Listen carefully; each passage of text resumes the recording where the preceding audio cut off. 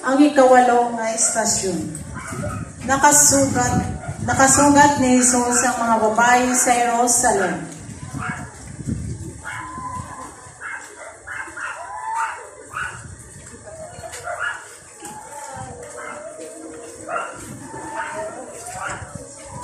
Nagasimba o nagaday kami kanimo o Kristo.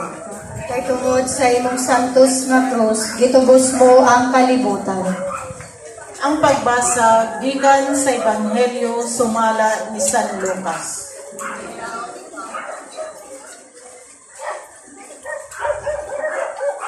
May dakong panon sa mga tao nga misunod kang Hesus ug ang uban kanila mga babay nga nagilak ug nagminatay tungod kaniya. Unya milingi si Hesus kanila ug miingon, mga babay sa Jerusalem, ayaw ako ninyo hilaki. Hilaki hinuon ang inyong kaugalingon ug ang inyong mga anak. Kay moabot ang mga adlaw nga moingon ang mga tawo, bulahan ang mga babayi nga wala makapanangkon ug ang wala gayud makapasuso sa mga bata.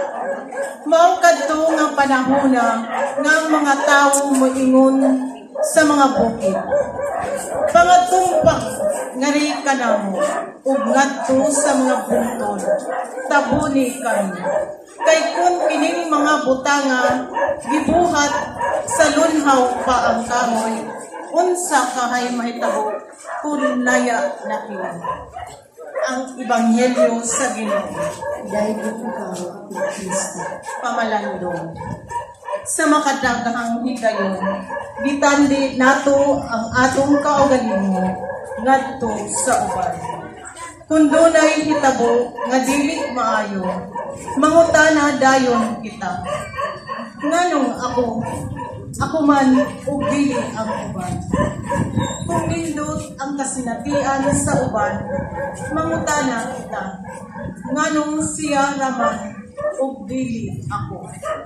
Ang paboritong mga pulong para sa kadaghanan mao ang ako ug ako ang. Ang kaugalingon kinahanglang ipataas ug himuong sukdanan alang sa paghukom sa uban. Ang kinahanglang ipangutana unta nato sa atong kaugalingon mao kini. Unsay may akong mabuhat alang sa uban? Atong hinumduman nga kita mga binuhat sa Dios ug gihimo alang kaniya ug alang usab sa uban, dili alang sa atong kaugalingon lamang. Magampo kita. Ginoong Hesus, ang imong gisulti sa mga babae sa Jerusalem, magamit usab namo sa among kaugalingon, inay nga hilakan namo ang giantos mong kasakit, mas angay namong dangoy mo yan ang among mga sala, ang usa ka mahilugsulong kasing-kasing, ang mas makapahimuot kanimo